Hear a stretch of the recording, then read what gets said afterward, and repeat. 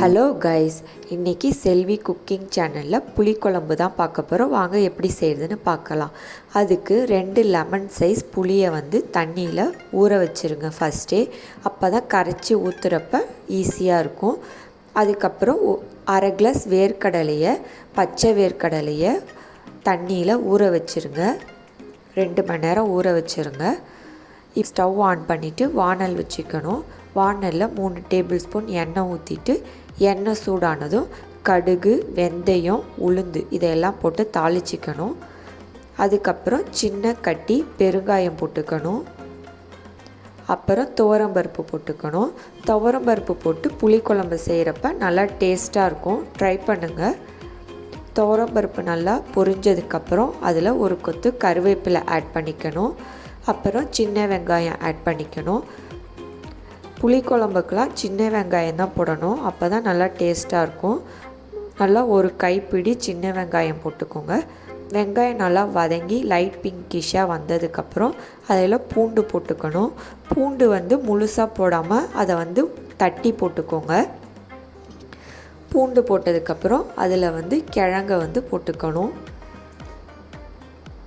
இந்த கிழங்கு வந்து அரிக்கும், நாக்கு வந்து விறுவிறுப்பாக இருக்கும். அதனால் கிழங்கு போட்டுட்டு நல்லா எண்ணெயில் வந்து வதக்கிக்கோங்க.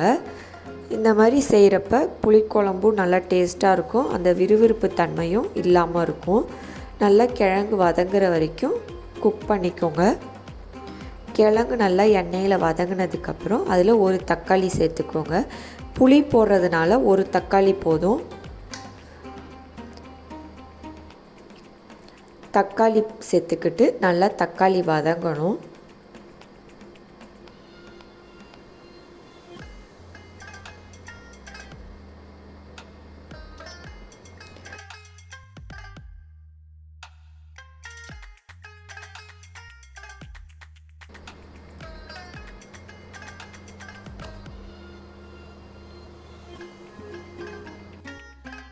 இப்போ பாருங்கள், தக்காளி, கிழங்கு எல்லாம் நல்லா வதங்கிருச்சு. இதுக்கப்புறம் நம்ம ஊற வச்ச புளியை வந்து நல்லா கரைச்சிக்கிட்டு அந்த தண்ணியை இதில் ஊற்றிக்கணும். அந்த புளியை வந்து 3 வாட்டி கரைச்சி ஊற்றினாலே போதும். ப்ளெயின் வாட்டர்லாம் ஊற்றாதீங்க.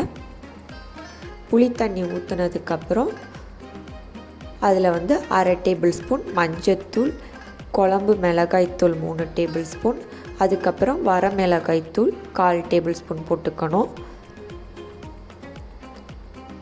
காரம் கம்மியாக சாப்பிட்றவங்களா இருந்தால் 2 டேபிள் ஸ்பூன் குழம்பு மிளகாய்த்தூள் போட்டுக்கோங்க. 1/4 டேபிள் ஸ்பூன் வர மிளகாய்த்தூள் போட்டுக்கோங்க. இதெல்லாம் போட்டுட்டு தேவையான அளவு உப்பு சேர்த்துட்டு நல்லா மிக்ஸ் பண்ணி விட்டுக்கணும்.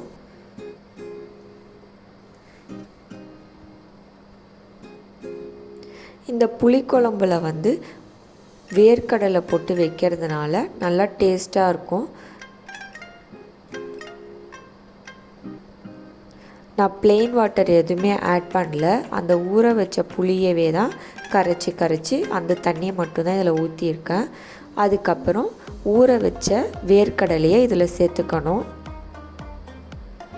தண்ணியை வடிகட்டிட்டு வேர்க்கடலையை இதில் சேர்த்துட்டு நல்லா குழம்பு கொதிக்கணும். இப்போ தண்ணியாக இருக்குல்ல, குழம்பு கொதிக்க திக்கான பதம் வரும். அது வரைக்கும் குழம்பு நல்லா கொதிக்கணும். குழம்பு நல்லா கொதிச்சிச்சா, காய் வெந்துருச்சான்னு காயை எடுத்து செக் பண்ணிக்கோங்க. காய் வெந்ததுக்கப்புறம்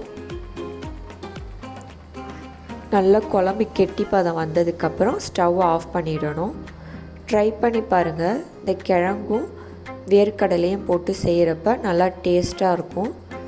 ட்ரை பண்ணி பார்த்துட்டு கமெண்ட் பண்ணுங்கள். மறக்காமல் செல்வி குக்கிங் சேனலுக்கு சப்ஸ்கிரைப் பண்ணிவிடுங்க. தேங்க்யூ.